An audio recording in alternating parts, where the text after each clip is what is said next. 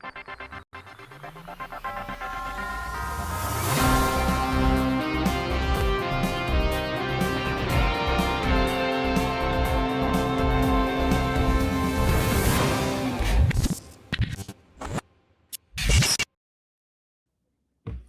everyone, welcome to Roxom TV, where I'm currently broadcasting from London, where just as I'm setting up, the sun begins to shine oh so brightly. So I apologize for that while I immediately get set up here. I hope you're doing well around the world. If you are watching from somewhere exotic, please do let me know. Maybe it's sunnier than it is here in London today. I am unusually live streaming and at 5 p.m. London time, not my usual 10 a.m. slot due to travel today. As I'm sure some of you will be aware of the Cheat Code conference taking place in Bedford, the home of Bitcoin in UK. That is taking place on Friday, and that's why I've moved over to Old Blighty to do some live streams for this week. So yeah, if you are tuning in, please do drop a message. It'd be lovely to hear where you are streaming from. I'm currently streaming to Joe Nakamoto Media, to Rumble, and to Twitter as well. We've currently got 10 viewers so far on the YouTube stream. So it's great to see people tuning in. Now, the purpose of this show today is to go through a recap of what's been taking place in the world over the past 24 hours, because the writers at Roxom have been squirreling away and putting together some awesome stories for us to go through. And as you might expect, it's a lot of focus on Iran, but crucially, there's sort of a light here in that Bitcoin has also been totally outperforming the S&P 500 and gold. So we'll come to that story towards the end of the show, when the sun in London will, of course, dim somewhat. Over my right shoulder, if you're watching, you will see what the Daily Mail calls Satoshi Nakamoto. It is, of course, not. This is Dorian Satoshi Nakamoto. But this man is framed in the Bitcoin co-working space and Bitcoin office that's called Antidote in London. So if you're ever in London, you must come to Antidote and check it out. Maybe take a selfie with Dorian Satoshi Nakamoto while you're here. Don't forget that the Daily Mail is one of the most widely read online newspapers in the UK. And they included this photo of this man, Dorian Nakamoto, a Californian resident who he did teach maths for a few years, but he certainly didn't have the chops to build the world's most soundest magic internet money. Okay, jumping into the chat before we dive into the recap today. Great, we have Slacker in. Superb. Good to see you, mate. How are things for you? He's tuning in from San Antonio, Texas. Beautiful. I bet it's warm over there. Cheat Code live streams, he asks. Well, I don't think there's going to be a live stream. I believe that they will be recording everything and then releasing it at a later date, as typically that is what Danny Knowles and Peter McCormack have been doing historically, although I will message them at the end of this live stream and ask them if they are going to take that step this year. Because I think there's a lot of people around the world that want to tune into the likes of Jack Mallers and Lynn Alden, as well as some other awesome Bitcoiners at Cheat Code in the UK on Friday. In fact, who do we have on the agenda? Maybe we should check out. I think it's sold out as well. Yeah, there's Jack Mallers. There's a couple of friends of the show. Even a host of the show is going to be there. That's Susie Violet Ward. You can catch her on Roxom most mornings, live streaming from the UK. There's, of course, Freddie New, who is a lifelong friend of the show. Lifelong now. Sorry, Freddie. That's it. You're signed up to life. As well as Obi Nwozu, another Londoner, Ben Ark, another Brit, Claire Chisholm. Lots of really good British Bitcoiners. Daniel Prince, another guy from the UK. Isabella Kaminska. I've shared the stage with her several times talking about Bitcoin journalism, as well as Joe Bryan. I mentioned him already. And Andrew Webley, even. Andrew Webley being the CEO of SmarterWeb, which was the UK, I think, don't quote me on this, I think the UK's first Bitcoin treasury company. Made a lot of millionaires, that man, he did. So a lot of Bitcoiners were pretty happy with how SmarterWeb did, particularly in those first couple of months. Mr. Nice Action, Mr. Steve, hello, matey. How are you doing today? You're in Dunstable. What are you doing in Dunstable? That is a strange place to be. That's up in the Chiltern Hills, is it not? Nice part of England. He says, see you at Cheat Code. Good. I'm looking forward to seeing you as well, mate. I'll be hosting all day, running around like a madman. Unfortunately, I won't be live streaming at the time. In about 2 minutes, the lighting here is going to be perfect as the sun is just dipping behind a cloud. Until that time, you just got to enjoy me being sunstroked by the London weather. Okay, I've done enough rambling. Let's dive into the news. This is what you guys come for. This is what the community is building. So the first story I'd like to share is regarding Israel striking Tehran as Trump sends Iran a 15-point peace plan. So this news originally came from Al Jazeera, which is a pretty good resource when it comes to reporting all things from the Middle East. And nice and centered there. I am not. Let's tilt the camera somewhat. Beautiful. There we go. That's nice and centered. Okay, but we're not just taking stories from Al Jazeera here. This is sort of curated by the Roxham writers. We've also drawn from the CNN news station as well, because in response to Trump's 15-point plan to end the war, Iran has just announced 5 conditions on state TV. So the Iranian propaganda is as follows. Number 1, there should be a complete halt to all strikes and assassinations. Numero 2, guarantees that the war won't be reimposed. Number 3, reparations for the attacks that have taken place so far. 4, an end to the war across all fronts, including all regional resistance groups. And 5, international recognition of Iran's sovereign authority over the Strait of Hormuz. Iran says talks won't happen until all 5 of these important points are met, and that it won't accept a ceasefire, only an end to the war on its own terms. This is, of course, a change of tone after Trump declared yesterday the US was dominating in Iran. So that's your American propaganda. Choose your propaganda, guys, to understand what's really going on in the war. What was the sort of real world impact of this? Well, Brent crude crossed back over $100 on the news. You know, the 5-day pause on power plant strikes expires this Saturday. And yeah, more than 4,300 people have lost their lives since the war started on February 28th. So we are approaching 1 month of this US-Iran war. We've seen a huge fallout from this regarding the oil prices. I mean, Egypt has been announcing that they are introducing state-led blackouts. We are seeing the price at the pump go up all around the world, whether in the US, whether in Europe, whether in Australia. You know, there's been some real trouble with Australia with the rising prices, and they have much higher levels of inflation than many other developing countries. I'm curious to hear how you guys, maybe Mr. Levels, Slacker in Texas, have you noticed the where has my camera gone? Have you noticed the increase in prices at the tanks, at the petrol stations, at the gas stations, I believe you call it, over across the pond? I know certainly that flight tickets, one of my metrics, given that I fly so much, they are really increasing somewhat. I'm going to make sure that the piece of news from Al Jazeera is looking front and center. Very good. Okay, we move over to Europe, which is secretly fighting the Iran war from UK and German bases. Now, this was a piece that was first shown in the Wall Street Journal, usually a pretty reliable source of information. And here we can see President Trump sitting down with the leader of Spain as he sort of continues his European tour here. The story is as follows. You know, Europe has spent weeks publicly refusing to join the US coalition against Iran. The reality, per the Wall Street Journal here, is different. US bombers, US drones, and US ships have all been refueled, they've been armed, and they've been deployed throughout the war from bases in the UK, Germany, Portugal, and Italy. European governments have been materially participating in the war while their foreign ministers give press conferences about restraint and diplomacy. Keir Starmer is, of course, one of these leaders who has been musing somewhat about how he's not going to take troops into Iran, but when it comes down to it, yes, there have been some UK bases being used. It is very reminiscent of what went on at the start of the Ukraine invasion by Russia, because again, UK troops were mobilizing in Poland, UK medics were being sent out for various operations in Poland, but of course they were never actually in Ukraine.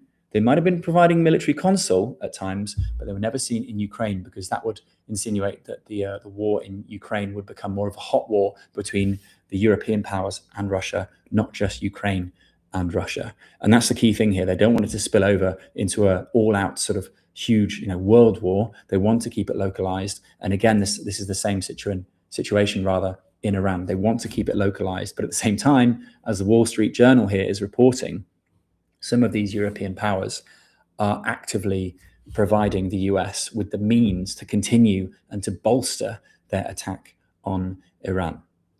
Now, with Trump claiming a deal is just days away and Tehran signaling it's willing to talk, those governments face a different kind of reckoning. Iran knows which bases were used. Any post-war security arrangement, which of course we alluded to in our first story today, any normalization of relations or future diplomatic engagement between Europe and Tehran will happen in the shadow of that knowledge. European leaders wanted the benefits of alliance with Washington without the accountability of war. It's so similar to what happened during the Russian invasion of Ukraine, if you remember back, 4 years now. So if a ceasefire holds, they will have to negotiate with a country that watched their runways the whole time. An interesting development and something that the Wall Street Journal has done well to report on. Okay, we move over to a Bloomberg piece, which again is part of the Iran newsfeed. We are currently in this newsreel. Every news station around the world is reporting on Iran. We, as media companies, as media organizations, the wheels keep turning of the thing to focus on. And yeah, that's why you watch Roxom, to keep abreast of it, but also to understand what it means in an increasingly Bitcoinized world. So here the story from Bloomberg dropped earlier today rather, is that Iran is charging ships $2 million to pass through Hormuz. The US may be sitting down to negotiate, but in the meantime, Iran is running effectively a toll booth. Up to $2 million per voyage, collected on an ad hoc basis by the IRGC. And at least 2 vessels have already paid. India managed to get 4 LPG, huge tankers, through. Japan is negotiating direct passage with Tehran.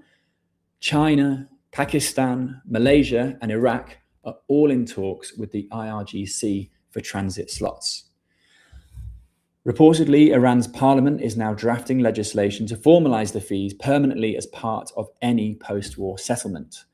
India's government protested that international law prohibits tolls on international straits. The US is insisting that Hormuz must open unconditionally. They've been banging this drum for a few weeks now. But every ally paying Iran's toll is quietly legitimizing Tehran's claim of sovereign authority over an international waterway, which, let's not forget, is where 20% of, or between 15 and 25%, we've heard different figures being thrown around, but yeah, let's say between 15 to 25% of the world's oil passes through this very busy waterway. And as a result, this could drive a wedge between Washington's demands and everyone else's energy bills, which, let's be real here, we have already been experiencing. It's only a matter of time before those high energy prices get consumed in all of the products that on a daily basis we use.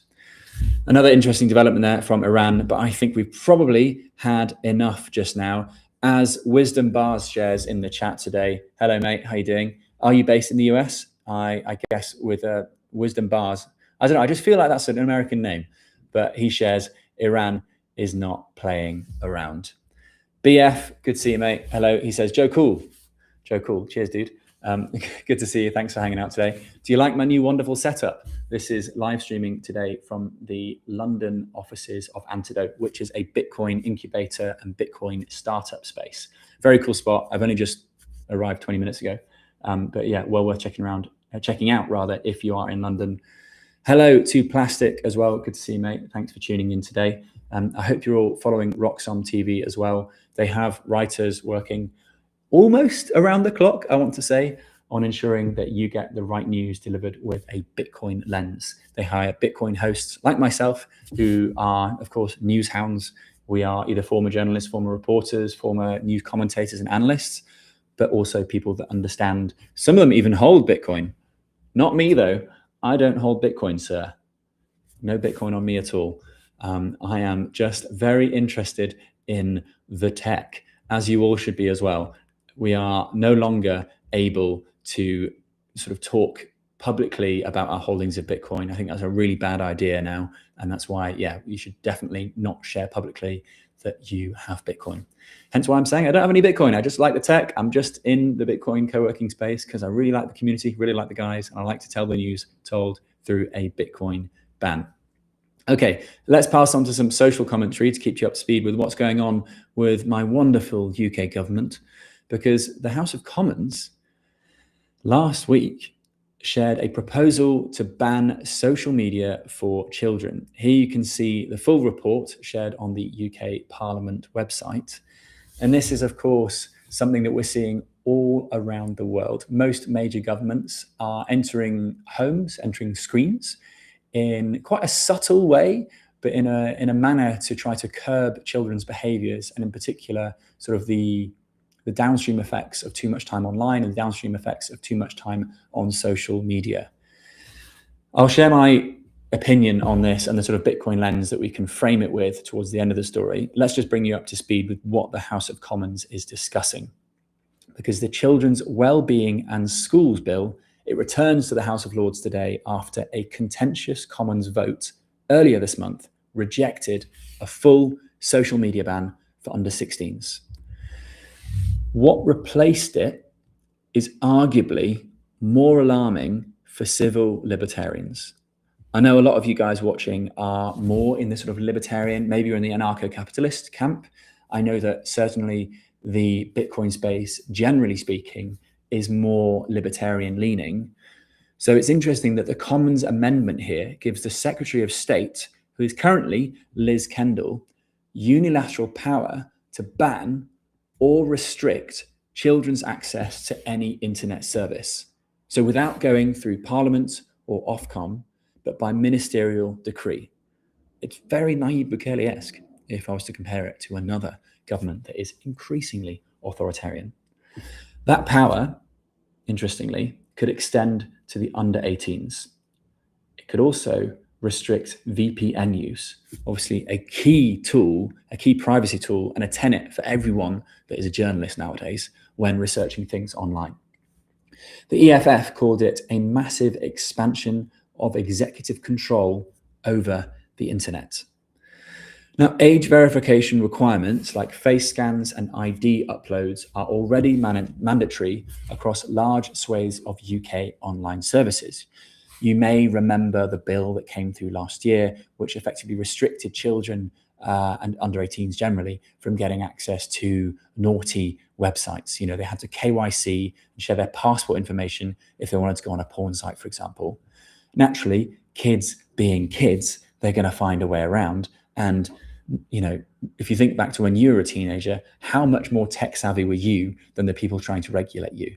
You always found a way around it, of course. So yeah, it's interesting the way in which the regulators always try to keep up with these things. But, you know, we're dealing with relatively tech savvy teenagers. And of course, in KYCing such a huge swathe of people, it creates a honeypot of data, and it ensures that these people are going to really struggle to use the internet privately in their later lives. I really hope that these kids that end up KYCing to go on a porn site don't get bitten in the bum 10 years, 20 years down the line.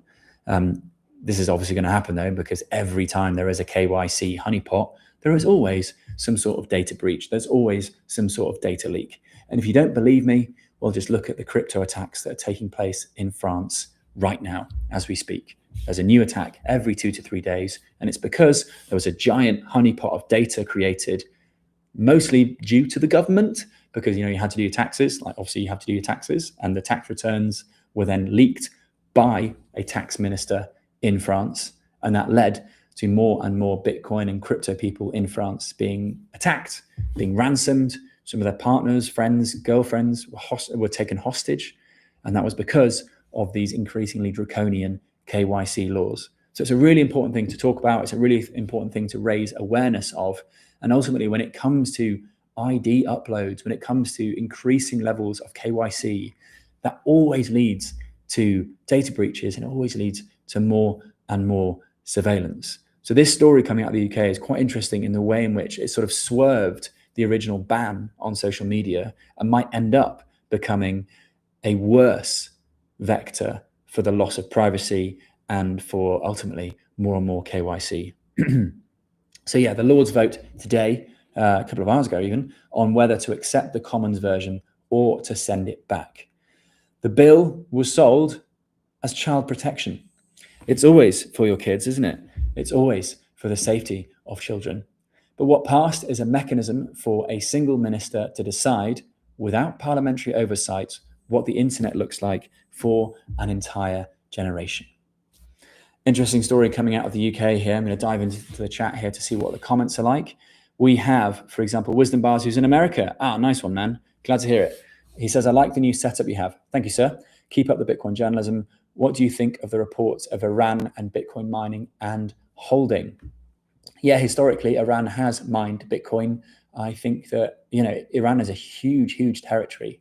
It's, a lot of the sort of more liberal population is based in Tehran. I know a lot of Iranian Bitcoiners who don't live in Iran anymore. So I can tell you that, yes, there are absolutely Iranian Bitcoiners. There are Iranian hodlers. In fact, a friend of mine's business in central Lisbon, his wife has set up a Iranian food delivery service. So really nice Iranian, Middle Eastern, Iranian food. There you go. I'll call it Iranian food. And they accept Bitcoin for that service. So I know that there are lots of Iranian diaspora and Iranian migrants or refugees who, of course, use Bitcoin. There is also a very high percentage of Iranians using stablecoins because ultimately, people want to leave the country, they want to preserve their wealth, and stablecoins is another way of doing it, even though, of course, it comes with greater levels of counterparty risk. But yeah, when it comes to Bitcoin in Iran, it's incredibly hard to get reports out. The HRF, I know, has made some efforts to document and report on what Iran is doing and some of the Iranian sort of business and Bitcoin community there. But ultimately, my own experience of Iran and Bitcoin is speaking to the guys that are no longer in the country. And they are doing what they can to get word out from Iran. But ultimately, it is a dark country right now. There isn't necessarily very good internet connection there. The government is doing what it can to preserve information in the country, to keep it under this blackout, this information and propaganda blackout, so that, they can keep the nation under control. I mean, thousands of people lost their lives protesting in Iran just this year. So it really is a post-state country. The state has completely failed and it's basically become an armed militia and it's holding its people ransom. So yeah, pretty bleak in Iran, to say the least. Steve's reaction to the story on the House of Commons and whether or not the state should be actively controlling what kids do or don't do online is, it's BS. It's the parents' responsibility. I don't have kids, as you know, mate, and yeah, I do tend to agree with you. I think the only issue is that in this sort of late stage fiat world that we live in, parents are working so hard to make ends meet and are subject to all the crap that comes with this fiat economy that we live in, that you feel for them and you sympathize with them not being able to sort of not control. I mean, yeah, parents do have to control their kids at times, of course they do. But, in order to protect their kids online, to make sure they're not necessarily doing too much of the bad stuff online or doing whatever they see fit as parents, because ultimately it's their kids and that is their prerogative as parents to ensure, that their kids don't fall down some nasty rabbit holes. And yeah, he says, let's build another centralized database. That will definitely be secure. Mate, it's so true. Just all of these centralized databases are centralized honeypots. It is grim out there, isn't it? Really grim out there.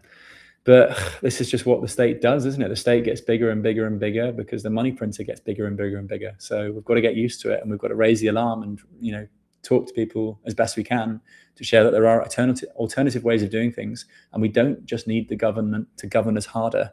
We need to also have our own sort of levels of responsibility, self-responsibility, accountability, and to raise our kids how we want them to be raised, rather than letting the government necessarily barge in where there really is no need. And it actually might cause negative consequences in the long run with these potential honeypots.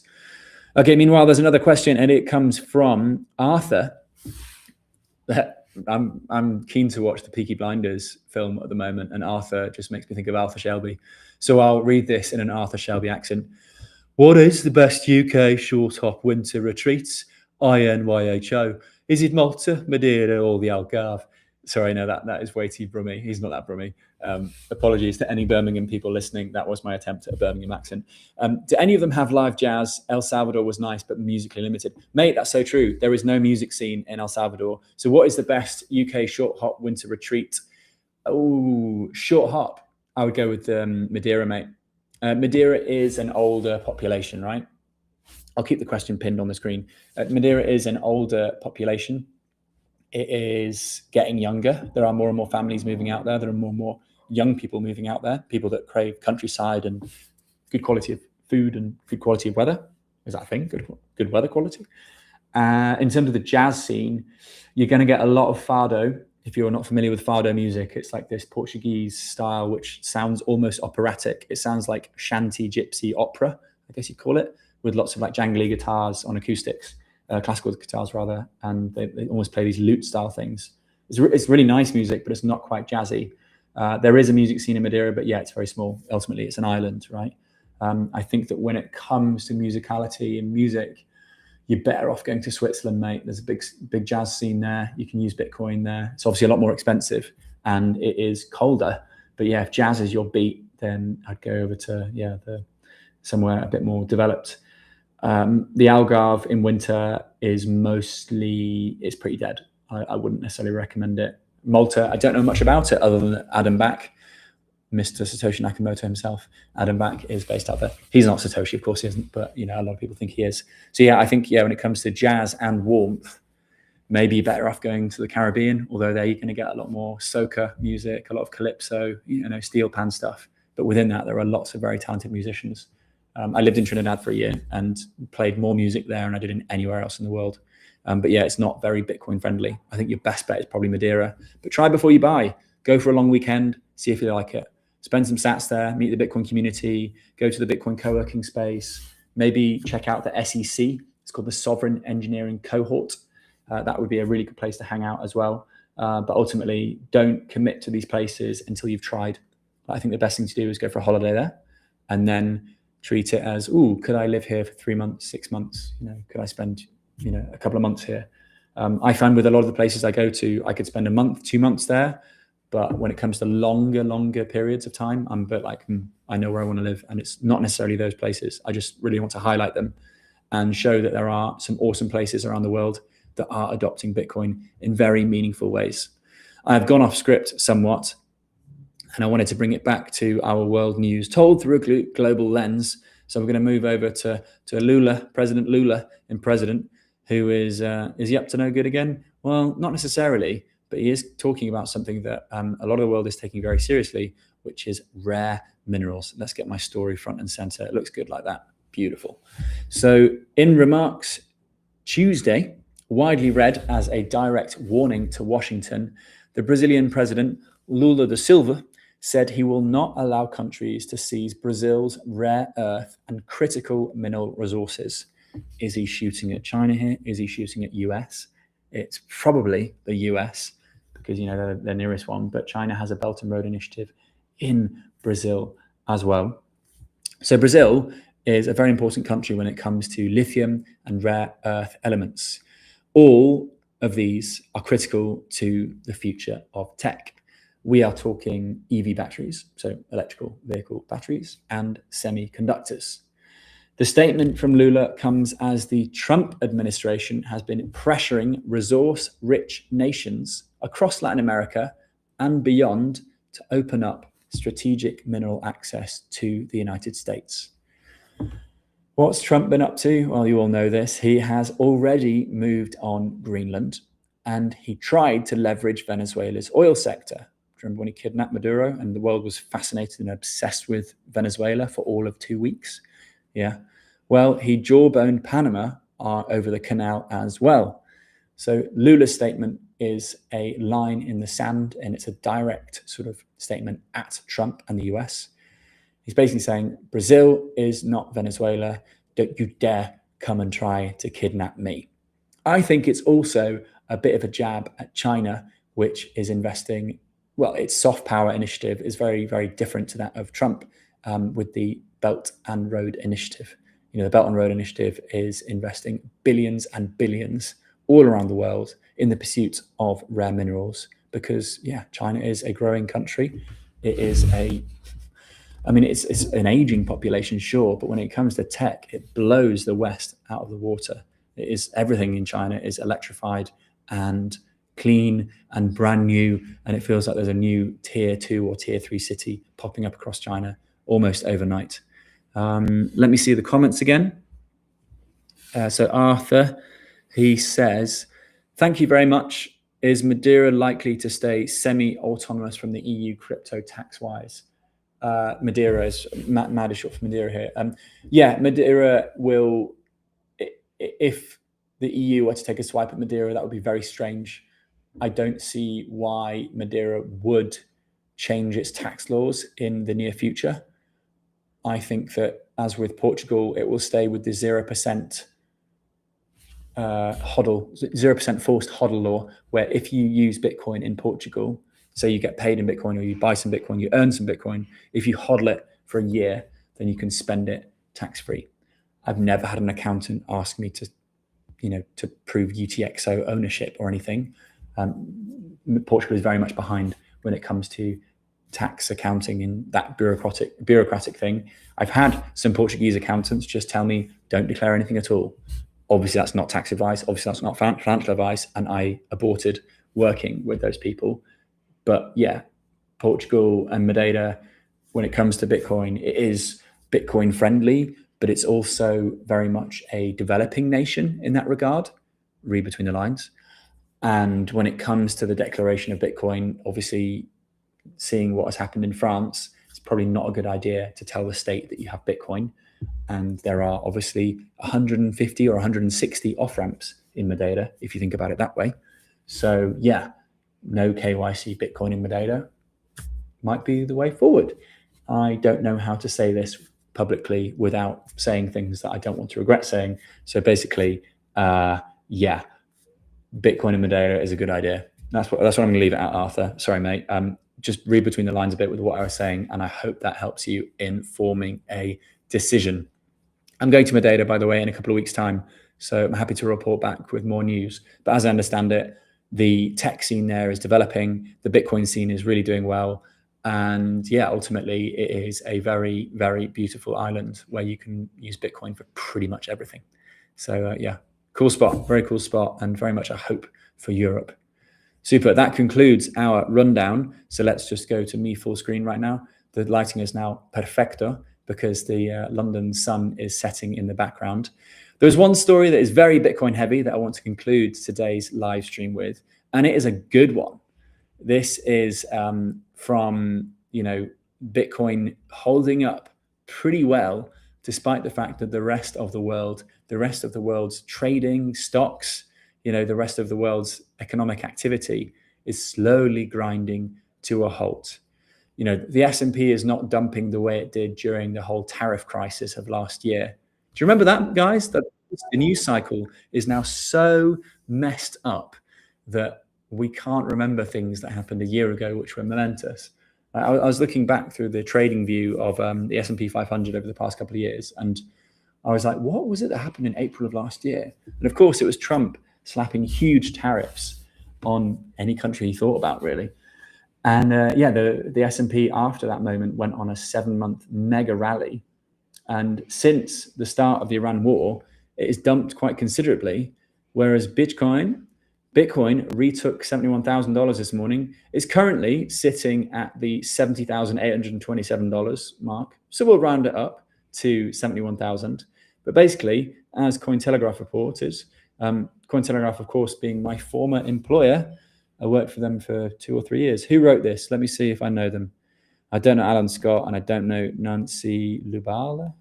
She must be a new hire, or maybe from the Australian team, because they have a round-the-clock team. But they basically said that Bitcoin is performing relatively well compared to the wider investment space, even though, and that's kind of like an interesting thing, right? Why is Bitcoin historically a risk-off asset doing well when the rest of the world is also going risk-off? Because it's beating both gold and the S&P 500 since the start of the US-Iran war. And with capital rotating into Bitcoin, despite the fact that uncertainty, radical uncertainty, is accelerating. One of Bloomberg's top ETF analysts says the roles have been reversed, and he says that gold out ETFs have seen outflows while Bitcoin ETFs are pulling in fresh demand. This morning, during Asian trading hours, Bitcoin pushed back over $71,000 after the Trump administration sent Iran this 15-point proposal to end the war, which we covered at the start of the show. Markets reacted instantly to this. Bitcoin jumped, had a nice big green candle from 68,000 to about 71,300, which fully recovered yesterday's losses as hopes of a ceasefire triggered a risk-on move across global markets. At the same time, oil dropped sharply, and the WTI fell nearly 6% to around $87, and Brent slid towards $98 as traders priced in a potential reopening of the Strait of Hormuz. I am going to take a sip of water because I'm slurring my words. Apologies, everyone. Okay, we're back in the game. The easing of supply shock risk cooled inflation expectations, and Bitcoin responded immediately. We love to see it. We love to see a big green candle in the morning. Analysts, bizarrely, are increasingly calling Bitcoin a real-time macro sentiment gauge, which trades faster than traditional safe havens. What's really noticeable and notable with this story is the shift in positioning, because gold historically was the go-to during wartime, and it's no longer seeing the same bid through ETFs. We should mention that gold, of course, went on one of the biggest rips it's seen in recent memory over the past year. So it's also natural that it has a bit of correction. And yeah, maybe the huge buyers of gold, whether it's Tether or whether it's China, maybe they've slowed down a little bit, and that retail fervor about gold has somewhat cooled down. But instead, we're seeing institutional flows moving into Bitcoin rather than necessarily moving into gold.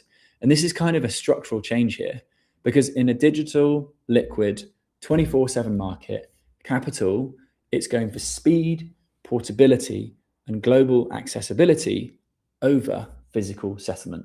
Physical settlement in this case being literally transferring gold from me to you. Bitcoin is still facing a big test at the $72,000 mark. That is the level that people are watching for a breakout. And there is still quite an obvious trend line when you look at the chart coming down from the, the top of 125 down to 72,000. If you draw that line there, then I think Bitcoin still needs to break through in a big way if we're going to see some serious upward action. Personally, I reckon that we're going to see a lot more trending around these levels for quite some time. And that is what the analysts at Cointelegraph believe as well, because the level between 72,000 and 74,000 is quite heavy with supply. Roughly 380,000 Bitcoin has been accumulated between 72K and 74K. And this is what you can see on those Glassnode accumulation marks. So a breakout above that zone could open the path towards $92,000, which would be the next big resistance zone. On the downside, strong support sits at around $65,000, where previous buyers may step back in if volatility returns. What do you think, chaps? Are you just DCAing into this price action, or are you saving some fat slugs, some fat bags to deploy if Bitcoin dips? Say the Iran war escalates further, say we have another, terrorist attack or some big black swan-esque event. Do you have fiat on hand to invest in that eventuality? Because the macroeconomic backdrop in these days, it still remains fragile. Iran has denied negotiations, and analysts warn that Bitcoin will remain headline-driven until a clear de-escalation signal emerges. Some on-chain models even suggest we could see deeper downside before a sustained recovery begins. And let's not forget that Mike from Bloomberg, what's his face? Mike, is it McGlone? I forget. Yeah, it's McGlone, isn't it? This twit. Mike McGlone is still calling going down to 10K. So, if Bitcoin goes to 10K, I think a lot of us are going to be looking at our kidneys and going, do I need that left kidney? Do I really need it? Or do I need some more Bitcoin? Let's be real here. We all need more Bitcoin, especially with the rate at which AI is deploying, the rate at which AI is sort of materializing. governments are going to have to print so much money to deal with the output of AI and what that means for productivity, what that means for job loss, and what that ultimately means for deflation, because that deflationary force is also going to cause governments to print money. At least this is my take on the sort of near future of AI's impact on the economy. Okay, so what's going on here? Like, why should viewers care about this story that originally came from Cointelegraph and that the wonderful wizards at Roxham TV put and brought to life? Well, ultimately, what we are seeing here is a shift in real time. In previous cycles, in historic cycles, across all of history, war drove capital into gold. And now it appears to be flowing into Bitcoin. For me, it's still a little bit too short-termist to say that, ooh, war is good for Bitcoin. Also, I don't want to say that war is good for Bitcoin. Let's be real here. But it's not just price action that is indicating that this is taking place. It's also a change in the global monetary reflex. Because when capital chooses Bitcoin over gold in a geopolitical crisis, it's starting to signal where trust is actually moving. It's starting to signal where consumer preferences are moving. Maybe it's also starting to signal this sort of changing of the guard from the boomers with their love of gold, with the Gen Xers with their sort of affiliation or their propensity for gold, and with the millennials and the Gen Zs who are slowly inheriting some of this accumulated wealth and who are opting for the digital alternative to gold. I mean, maybe you don't think that Bitcoin is digital gold. Do you agree with that statement? Bitcoin is digital gold. I think it was first popularized by Cameron and Tyler Winklevoss, the Winklevi, the guys that sort of thought up the idea of Facebook and then ended up founding Gemini and they found loads and loads of ventures and have a lot of Bitcoin. But they were the guys that first, I think, called Bitcoin digital gold.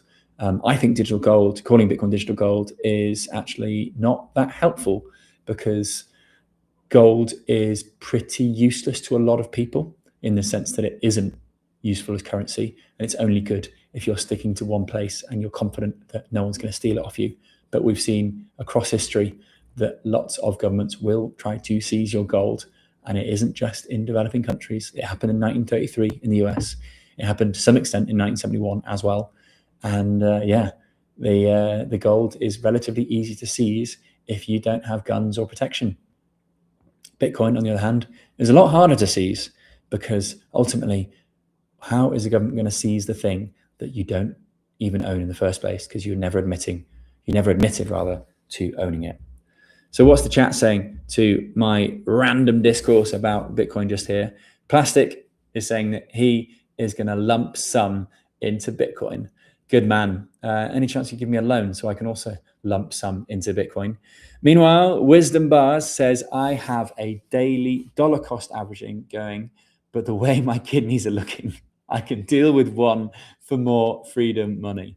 Man after my own heart. Thank you, Wisdom. Yeah, mate, like we're all in the Bitcoin space, and then you sort of start to look a bit more at long-term thinking, about longevity, about being healthy, about maybe drinking a bit less. And as a result, you look at your kidney and go, well, I'm a bit healthier than I was when I first got into Bitcoin. Maybe I don't need that kidney. Maybe I need a few more Bitcoin.